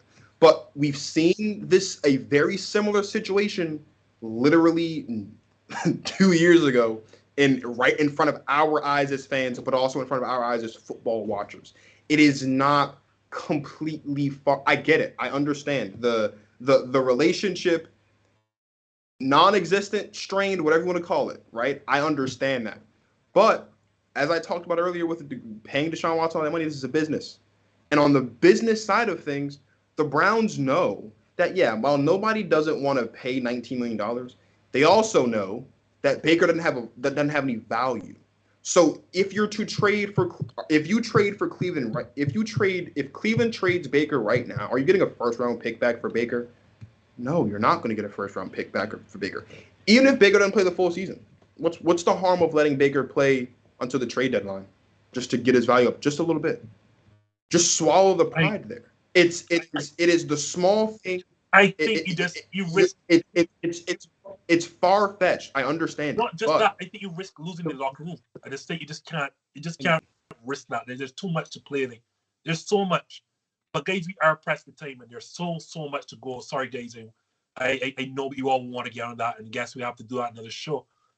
Steezy, I saw you want to jump in quickly, so you will get first crack at this next question, even though you're not the Cleveland Browns fan here. We'll get through this one quickly because all night talking about the Browns. Let's say, for argument's sake, that Deshaun Watson doesn't play. Jacoby Brissett is still a capable backup. Can the Browns ultimately contend, and what is the pecking order of the AFC currently as constructed without Deshaun Watson playing? The Cleveland Browns would be 14th out of 16 teams in the AFC, and that's with a locked-in Pro Bowl-looking Baker Mayfield. And so to Dwayne's point, I don't think he's going to exceed his value. I mean, he has a playoff win on his resume already. I don't think his value is ever going to get higher than that. So what exactly are you maximizing? I think the best way for him to rehab his value is actually in Carolina or Seattle, because if he looks better in a worse situation, I think his value would skyrocket. He'd look even more appealing, because then it'd be like, oh, he left the mess that was Cleveland, or I know he was a part of it, but now he's balling over in Carolina, and now he's balling in Seattle with the lesser supporting cast. His value is at all-time high. I just had to throw that out there. I'm sorry, but with Cleveland, I think they're 14th. I had to, because even if you have a locked-in Pro Bowl version of a Baker Mayfield, you're still no higher than 13th or 12th in the AFC. We're talking about the Buffalo Bills, the Cincinnati Bengals, the Chargers, the Raiders, the Chiefs, the Broncos, and the Ravens. That's 7 teams. And then the 18 will be the Colts. The 19 will be the Titans. Even if you have a locked-in Baker Mayfield, you're still not top 10 in the AFC. So you're not really extracting any sort of value. You're still going to finish within, the bottom 10 in the entire NFL. And I don't even think – I think there's an argument to be made. In the entire NFL, Baker Mayfield as quarterback of the Browns would be bottom 10. No, the Cleveland Browns would have a bottom 10 record, even with the healthy. In the entire NFL, with Baker, look, quarterback. Steezy. We're talking about an NFL with the Detroit Lions, the Chicago Lions are going to be a Bears, lot better. They have an offensive line. They have. They're not. The Lions aren't going to be out of the bottom 10 in the league, though. And even if it's 11th, I mean, we're talking about the New York Giants. The New York Jets still aren't going to be that good this season. We're talking about the Pittsburgh Steelers, potentially. I don't think so, but it's possible. Right. Like, you have all – Baker, let him finish to me, and I want to hear the point. Let him finish. Baker, let him finish. Bottom 10. Yeah, because hold on. Look, I named 10 teams in the AFC. We haven't even talked about the NFC, right? Because there's only 3 good teams in the NFC. With the healthy Baker Mayfield, there's at least 7 teams in the NFC better than a healthy team led by a healthy Baker Mayfield. We got the Packers. We have the I'd even take the Cowboys over the Browns with the Baker Mayfield. But on the NFC side of things, the Browns have a better defense. But hold on. So in the NFC, we have the Rams, the Buccaneers, the Packers. I think the Eagles, even against the Baker Mayfield-led team, the Eagles are better. The Niners, we can't forget, they're coming off 2 NFC championship appearances in 2 of the last 3 seasons. The Niners, even against a healthy Baker Mayfield team, the Niners are 5th. I have the Saints 6th. I would take the Saints over the Browns and Baker Mayfield. The Vikings, I had them sneak into the playoffs. I'd take the Vikings over the Browns with the BakerMayfield. The Cowboys, the Cardinals. You don't believe in the Browns. The Cardinals don't have an identity. You don't know without an identity. You're nothing. So give me your pecking order quickly in the AFC. Don't give me reasons. Just give me your pecking order. Clearly you're going to start the Bills and then come down. So first Bills, second Bengals, third Chargers, fourth Raiders, fifth Chiefs, sixth Broncos, seventh the Ravens.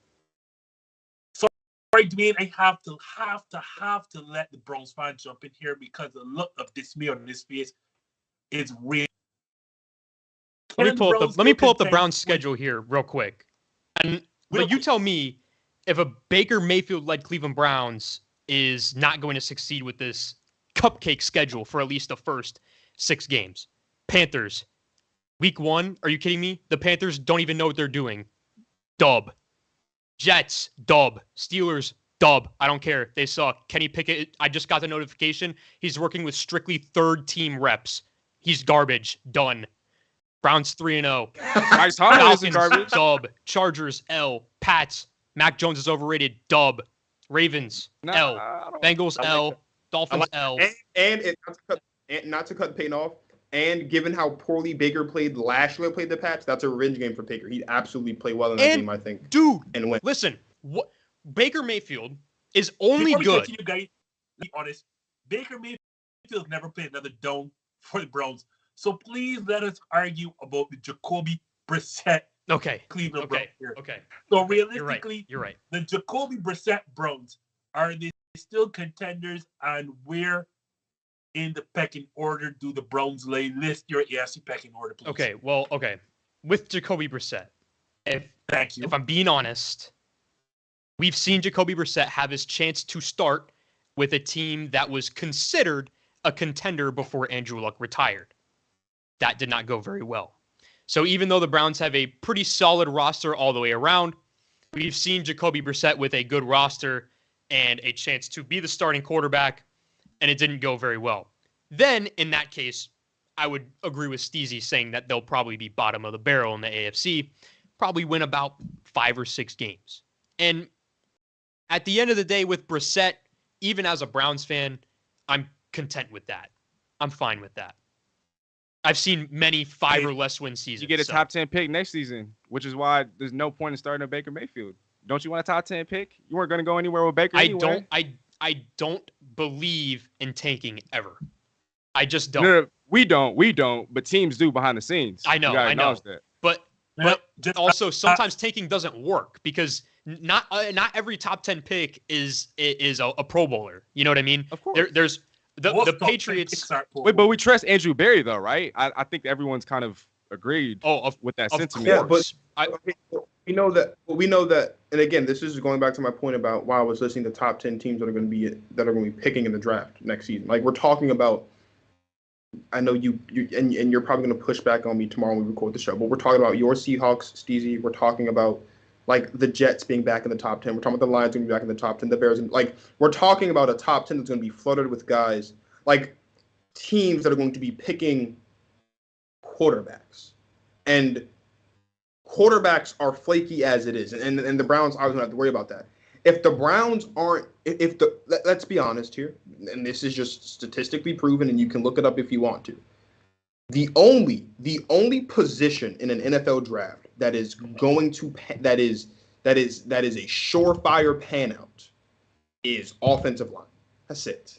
That is the only position in an NFL draft where you are going to be okay, because if there's one the position that has produced the most first round talent that has turned into Hall of Famers have been offensive linemen. That's where a majority of the first round talent that are offensive linemen go to. They have you draft a first round offensive lineman, he's going to Cam. Now, with that being said, obviously with Jacoby Brissett, they're a bottom 10 team, but we're talking now about it's a thing about assessing needs. Give me your I got you. It's talking about we're assessing needs, and we're talking about best player available.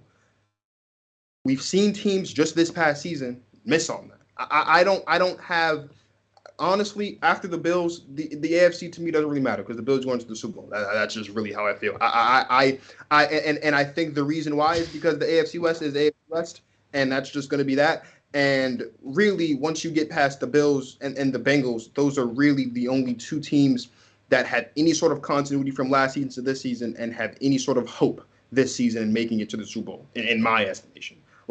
Because let Justin tell it, no one in the AFC West has won anything currently constructed, and I'm not going to buy into the hype of the Denver Broncos because of Justin Marvel's very own word. So I find it mildly hypocritical of Justin to dub the Broncos Super Bowl contenders when they haven't won anything that's currently constructed. And as fantastic as I think Lamar Jackson is,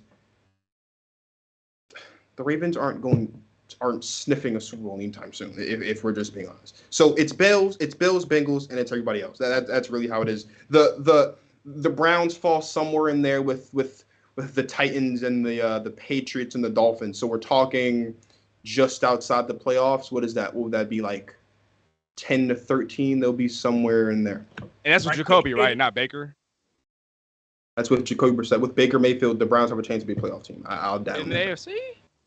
You never in the AFC. You never gave me your AFC field or your AFC rank.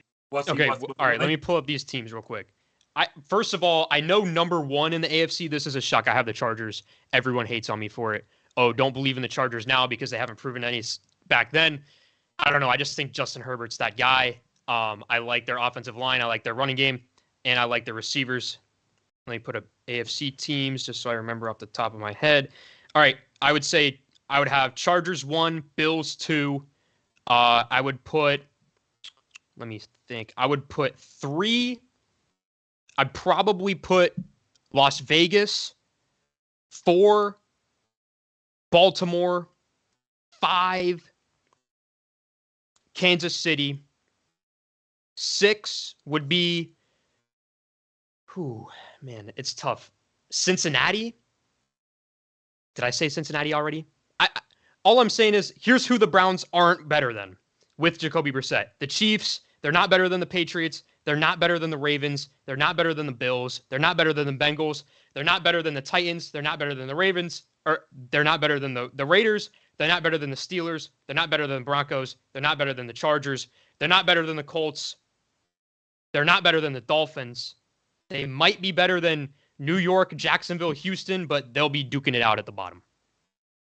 So basically what Steezy said, so you're not better than any in the AFC West. You're not better than all but... No, if Jacoby's our starting quarterback, Steezy's right. I'm not denying that. I thought, well, the original argument, though, was when he said they'll be 13th, 14th with Baker. That was what set me off. With Jacoby, I don't care. Like, obviously, you know, like he's not that much of an upgrade over Brissett. Dude, yes, he is. Don't lie, because I know if he got traded to Seattle tomorrow, you'd be back there making a YouTube video. Can Baker Mayfield be the quarterback of the future for the Seattle Seahawks? Like, you know that Baker Mayfield has talent. You know that he has won a playoff game. Jacoby Brissett had his chance, and he crapped the bed. No, but the AFC wasn't that stacked a couple years ago. I don't believe the AFC was that stacked. I mean, the AFC now I listed 10 teams.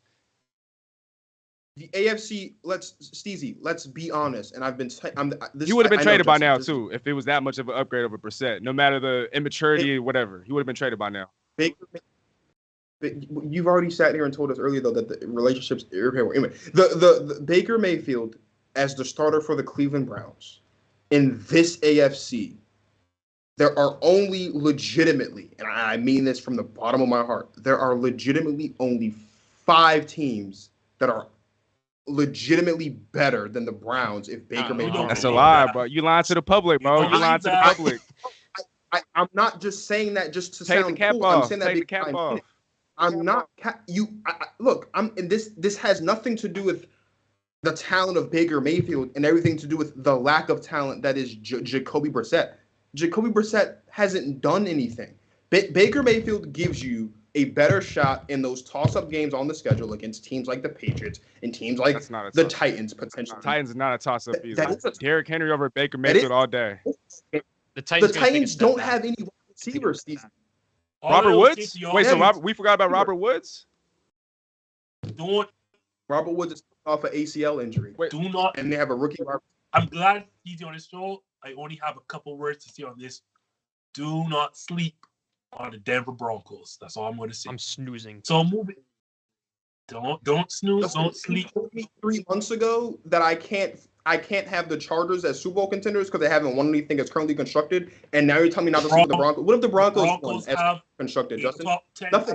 In fact, they haven't played a game together as currently constructed. They have a top 10 quarterback, a head coach who has constructed every single franchise around that. What touched one as currently constructed? Top 3 scoring defense. I'll leave it at that. They won as currently constructed. It's getting late. We're getting rowdy. So guys, they've won nothing. Not only did Kowski follow his, former quarterback over there to Tampa Bay, he also followed his buddy quarterback into making a retirement announcement, calling it quits on an illustrious 11-year career. Payton, if indeed this retirement does hold true, where does Rob Gronkowski rank all-time of tight ends? Here's my take on Rob Gronkowski and where he will fall under his legacy amongst the great tight ends of all time. Tony Gonzalez is still the greatest tight end to play as we speak today. Gronk, for the time that he was healthy and in his prime, was the most dominant tight end to play the game. It's much like the argument we make with Shaq. Shaq might not be the GOAT, but when Shaq was Shaq, he was something unstoppable. It's kind of the same thing with Gronk. Gronk, when he was healthy, when he was in his prime, was unstoppable as a tight end in ways that we had not seen ever before. Tony Gonzalez, however, has the whole career and whole decades of dominance to still solidify himself as the greatest tight end in history. I personally believe these guys are going to get passed up soon, with all due respect. I mean, Travis Kelce's on 6 straight 1,000-yard receiving years. Kyle Pitts just had a 1,000-yard receiving year as a rookie, first tight end since, I believe, 1960 to do that. So I think there's plenty of guys well on their ways to surpass these guys. But as of right now, Gronk, most dominant. Gonzalez, best overall career as a tight end so far. Steezy, where do you have Gronk? As far as all-time talent, as far as highest peak, I'd say Gronk is the best tight end of all time. But when I'm conducting lists such as this, I also take into account longevity. I also take into account, there's a bunch of variables to kind of consider. And so I think if I'm grading just his career, I'd say top three all time.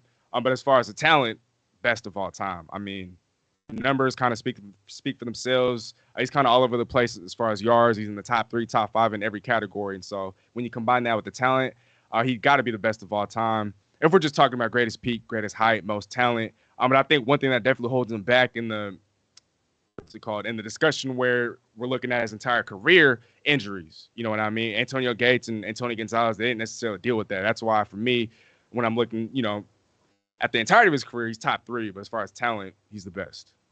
Dwayne, same thing. Where does Gronk lay for you? Me personally, and this is not because I enjoy watching him on TV every morning, every other morning, maybe something like that. I think Tony Gonzalez is the greatest tight end of all time. That's easy for me. That's not even really a debate. Gronk is the most talented, the most dominant tight end of all time. I feel, and this is why Justin's argument about 11 championships with Bill Russell, I don't care about it, because Gronk has championships and Tony Gonzalez doesn't, but like Tony Gonzalez is better. Me personally, I think that Shannon Sharpe is a better all-time tight end than Gronk, and I have Gronk at number 3 behind Shannon Sharpe. I'll die on that hill. I don't really care. Shannon Sharpe was fantastic. I really don't think Shannon Sharpe gets a lot of love and doesn't get his flowers, and he should. He was phenomenal. He had a splendid catch radius, and dare I say, I think I would go on a limb and say that Shannon Sharpe was Gronk before Gronk was Gronk. Like, he wasn't as physically imposing as Gronk was in his prime and at his peak, but Shannon Sharpe was phenomenal. He was a beast in between the numbers.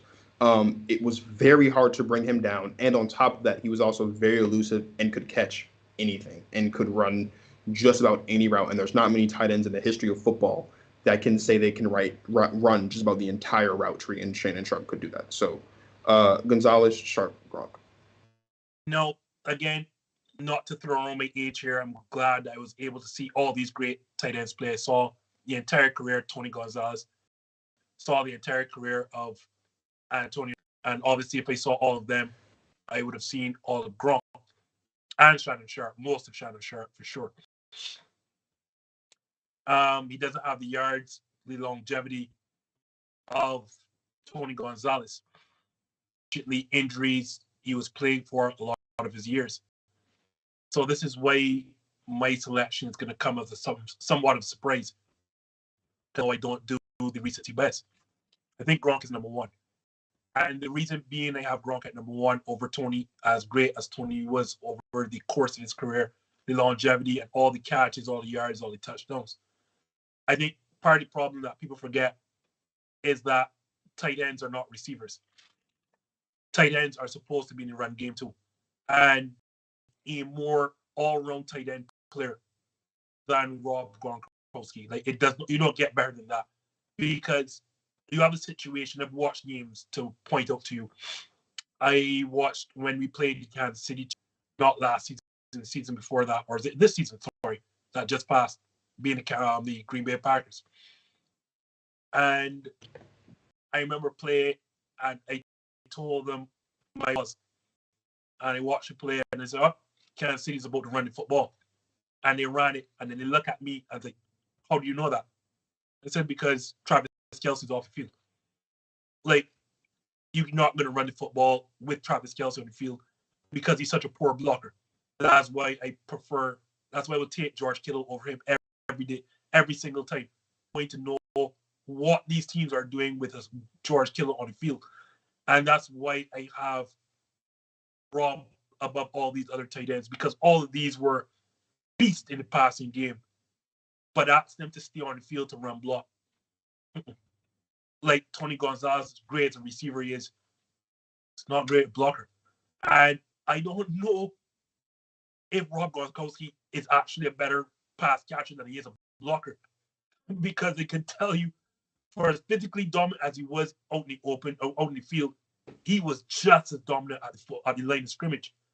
And that there is what puts him, what elevates him for me.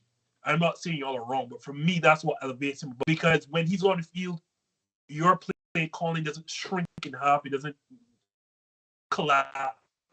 You can run the football because I can in as that 6th offensive lineman and have not a way I can run on the edge with Gronk. Because I know most defensive ends do not want to sit down and tackle or try to defend with Gronk in front of them. I've seen Gronk on field goal attempt units. That is how good of a blocker Gronk is. We get into this, and he knows because of this passing league where we feel tight ends are just its extension or these big receivers. And I want to see no. And again, that's my knock on Travis Kelce. That's my knock on Tony Gonzalez, because I've seen these guys plays. I've seen Jimmy Graham. These are just tall receivers. Gronk is the complete package. When Gronk is on the field, your entire playbook is there at your disposal. And teams can't say, oh, well, Gronk is off the field, they're going to run the football. No. You had to respect Gronk just as much a blocker who is going to release and get down the field. And I think that's what made Gronk even so much better, because when you're playing the Patriots and then towards the latter end of his career with the Tampa Bay Buccaneers, you're guessing. You can't sit down and say, oh, well, Gronk is on the field, they're going to throw the football. Like, no. This guy's just as good as a run blocker as any other offensive lineman. And that gives you versatility. It means your best player is on the field at all times, opening up your entire playbook. And then when you talk about the postseason success, Tony Gonzalez may have the better career. In terms of, more yards, more catches, more complete, more total touchdowns. But as someone keeps alluding to, Marcus Spears alludes to when he talks about Gronk has come because all of these big postseason catches, and we don't make a lot about the fact that he's second all time in postseason touchdowns. Yes, a lot of that has to do with playing with Tom Brady in 2 different destinations. But the fact of the matter is you are on in the biggest scenarios. And there is no more reliable receiver outside of Jerry Rice, of course, in the postseason than Gronk. How many, we can't even count the amount of clutch catches across multiple postseasons that Rob Gronkowski has. And imagine if he wasn't injured, we'd probably be talking about the guy with the most postseason touchdowns of all time, regardless of position. And again, I'm not here to tell you, oh, you're Tony Gonzalez, but the all-round nature and those postseason, give me Gronk on a football field every single possession, because I know I got my entire playbook. That being said, Tampa Bay Buccaneers don't have their entire playbook. No, so Dwayne, I'm going to finish off with you here now. Take us home. Are the Bucs still NFC contenders without their Hall of Fame tight end? There's only 3 good teams in the NFC. Of course, they're still contenders. That's real simple. Fair enough. Guess that answers that. Do you think, Steezy, can these Bucs still contend without Rob Gronkowski, and what does the NFC playoff field look like, or the totem pole? Oh, 100%. Tampa Bay Buccaneers are still a top 2 team with or without Gronkowski. That's no disrespect to where he's at or where he was at last season, but that kind of speaks to the lack of depth towards the bottom of the NFC, because I think the NFC is a little bit more top heavy. Obviously, the AFC has, the depth across, all those teams. But yeah, no, they still got Chris Godwin whenever he comes back. They drafted Rashad White, still got playoff Lenny, you still got Mike Evans. You signed a Russell Gage. Most of the guys on defense is still intact, and so they're a top 2 team with or without him. Los Angeles Rams in the NFC? Yeah. Payton, same question.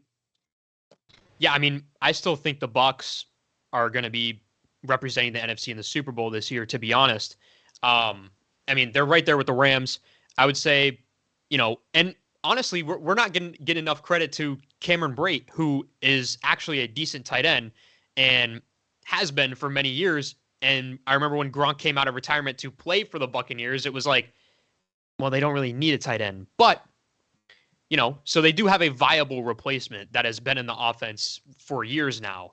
If I were to give a pecking order in the NFC, I would give the edge to the Rams, obviously, because they're the team to beat, because they are the defending Super Bowl champions. Then I would go Bucks, Saints, Packers, Vikings, Cowboys? Eagles. Ooh, no Cowboys. No, okay. Cowboys, Eagles.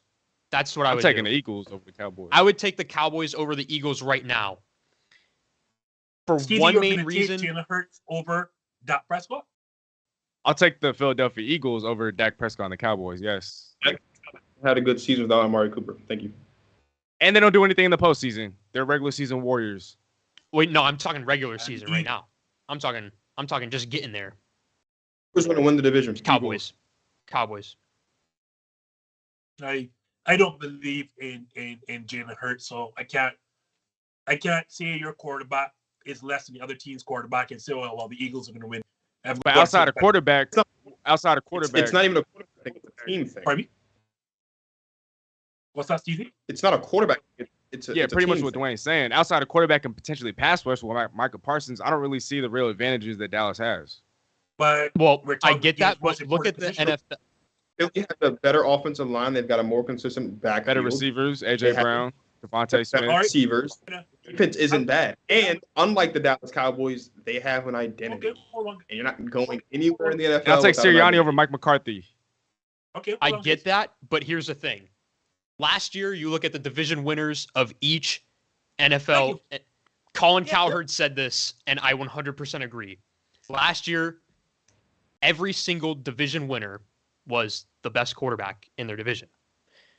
Dak Prescott, with whatever we have to say about the Cowboys, their team is more than adequate enough to win the division, or at least compete with the Eagles to win.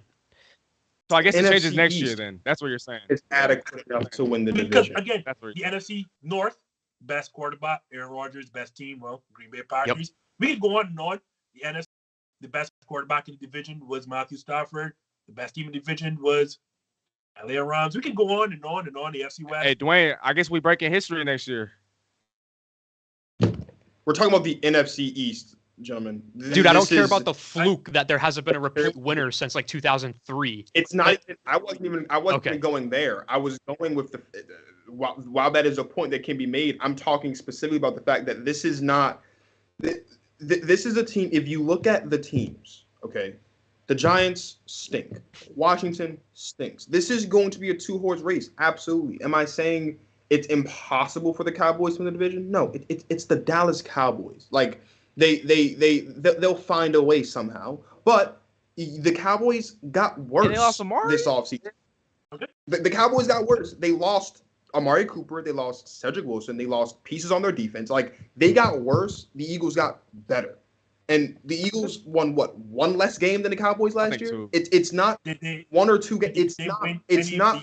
Not at all. Dallas? Like, if the Eagles win the NFC East, I'm not going to be surprised in the slightest. The Eagles are, and as much as they only finished 2 games behind Dallas, did they win any of the head-to-head matches with Dallas? Now, this is a much different team, though. AJ Brown, there's James Bradbury with Hassan Reddick. Hassan Reddick has the quarterback gotten better. I didn't think. Yeah. Yes, he has. You give him AJ Brown, a legitimate we don't number know one? yet. And it's, like, we don't know if he got better yet. We'll see week 1. Okay. It is Jalen Hurts got progressively better as the season went on. And he took to the Tell that to Tampa Bay Buccaneers. Jalen Hurts stumbled. He played Thomas Edward Patrick Brady Jr. How many quarterbacks seriously in their first playoff game have beaten Tom Brady in the playoffs, Justin? I don't want to tell that to the Buccaneers. How did Jalen Hurts look in that game? Forget beating. Awful. How did Jalen Hurts look in that game? We look absolutely. We're not going to move the goalposts. Like we gave Josh Allen a pass in his first playoff game. We gave Deshaun Watson a pass when he looked abysmal in his first playoff game. Where we give all these fantastic quarterbacks now in the NFL passes for how bad they look. What about the entire season?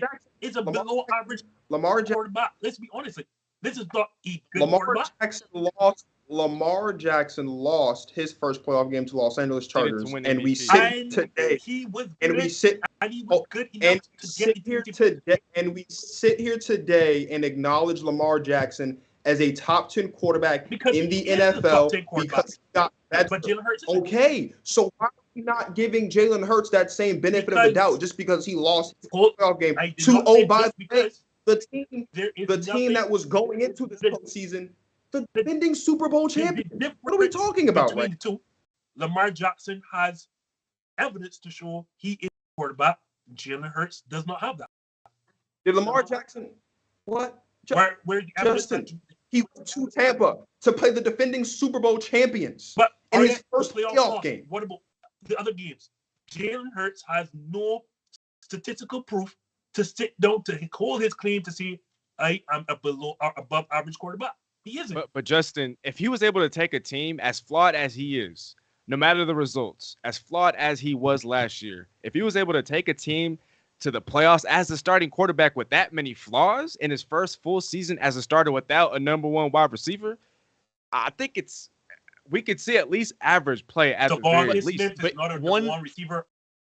Not as a rookie. He Not as a didn't rookie. even use Not as a Devontae rookie. Adams. AJ That's Brown's the a point I'm legitimate making. number one. Devontae Smith. So He didn't even use Devontae Smith last season, and they made the there's playoffs. no reason why he didn't use Devontae Smith because he couldn't. He couldn't. He does not have the ability to make to utilize. Why are we making such brash judgments? It was his first full season. Again, we looked at Lamar Jackson and we did all of this stuff. And we said, oh, Lamar don't has do an this, MVP, Lamar. unanimous. That's fine. But that's not the point that I'm making. The point that I'm making is Justin brings up losing to the defending Super Bowl champions in his first playoff game as the reason why No, but Jalen I'll Hurts say isn't this: good. the Eagles didn't look like at any moment they belonged on the field with the Buccaneers that game. They It didn't. didn't. They didn't. But That's not Jalen but Hurts' fault. That's a you team guys both thing. mentioned the division in which they play in the NFC East. They get 4 cupcakes a year, and they went 9-8 Okay. and got to the playoffs and didn't look like they belonged there. You know what I mean? The Cowboys didn't look like they belonged either. In the No, they Didn't belong. didn't. But Not making Eagles didn't belong in the playoffs, and they got But there the Cowboys because of how lost well by because of 1-score game. because of Jalen Hurts looked like he should still be in college or PB football, but I But- get me saying myself. But Justin, you saw the mistake, or you saw what went down at the end of the football game. To me, if I'm a casual fan, I'm thinking, oh, they don't belong here. I mean, look at how egregious that mistake was. Even if it but was a that's one-score head game. coach. That's They're a clumsy. head coach's decision. That's a head coach's decision and calamity, not the team's fault. We all know McCarthy's a bad cop manager. But on top of that, so I am a bad cop manager because I've let this show run on for almost 2 hours. So, guys, you are hop on out here. I can't take advantage of Marcia not being here to run this show twice less than it should. So, guys, I'm going to start with you. Let the people know what you got coming up and where to find you. I have a headache, Justin. Just want to let you know, and it's because of your takes. Neil, I need to get some type of sponsored like Tylenol or aspirin or something every time I come on the show because I feel like Justin needs to start paying my medical bills. You can find me on Instagram, Twitter, TikTok at GTP Marcus. Seahawks show coming out Wednesday with Steezy and another guest. Viking show coming out Friday with my guy Emmett of the C Team Pod. Money in the Bank show coming out this Saturday to preview Money in the Bank this evening or Saturday evening. And Peyton will be on the show twice next week, once for the Browns and once for the. Is Dwayne there? Still there? I think he's done. I'm done. Oh, Said the sorry. Yeah, I'm Ravens. done. Okay, Yeah, go ahead. the Ravens. Yeah. Peyton, always good to have you, my brother. What you got coming up? How do folks find you? You can find me at PD Sports. I post the majority of my content on TikTok now. So if you could go check that. I know Justin's too old. He still uses dinosaur Facebook that has dust on it on the shelf. But yeah, you can find me majority on TikTok at PD Sports. I'm trying to get back on doing my live show. I recently just moved to Orlando, so I had to get everything set up. But as you can see, everything's set up now. So we are, back in Jeremy Lights. back in business. But yeah, so just check me out and then check out all these other great guys: Marcus, Steezy, Justin, and Neil and Marsha, everyone, they all do tremendous work. These guys are always just a blast to talk with. And as you could tell, we all had a good time because we are running an hour over the limit here. Marsha's going to kill me. But before she does, Steezy, plug yourself in, okay? Yeah, I mean, it's not too many fellas I do a show in 100-degree weather in. I don't know if you guys have noticed, but I've been over here just sweating bullets. No, we can't. And so, yeah, but so I'm over here just drenched. But if I didn't like you guys, I would have left probably like an hour ago. But, I like you guys. And so be sure to tune in, every single Monday at This Just In on YouTube. It's 5 o'clock p.m. Pacific time, 8 o'clock p.m. Eastern time. And then I think in Barbados time is 9 p.m. is the start? 8 as well. Oh, 8 as well. Okay, so you guys run on East Coast time, even if only temporarily. Okay, well, what Justin said, be sure to give us all a follow at This Just In. Go Top Podcast with Marcus at PD Sports, at Steezy A. Smith. If you want to get at Neil, I think it's at King Hoyt. And then Marsha, we still need to do the show. I say this every show, until we get on the show. So hope you're hearing me. And yeah, I had a blast. And yeah, I'm going to go out there and sweat some more. I got practice in a little bit, so this was fun. Yeah, apparently he went for his first 7-on-7 scrimmage. Yeah, poor fellow went out there in that hot sun. He wasn't going to do it. Marsha is so. She's up there traveling for the Caribbean Games before she heads on to the World Championships, where Sha'Carri Richardson did not qualify for, but that's another show for another time. As you all heard, you guys, please subscribe to Go Talk with Marcus Sports. Please subscribe to Steezy A. Smith. And you know how to find this show. Hashtag This Just In Monday night right here on YouTube. So for Steezy, for Dwayne, for Payton, I am indeed the Justin of hashtag This Just In signing out. Thank you so much for an overly extended show. See you next week, Monday. I don't have a mark on my face, and I upset Johnny Liston, and I just turned 22 years old. I must be the greatest. I told the world, I talk to God every day. If God's with the king of matter, you're just the same. I still got the world. I still got the world. I still got the world. I said, can I be a legend? Search your soul and answer me this question. Do you think I have what it takes to be great, but still be humble and learn from my mistakes? Shit.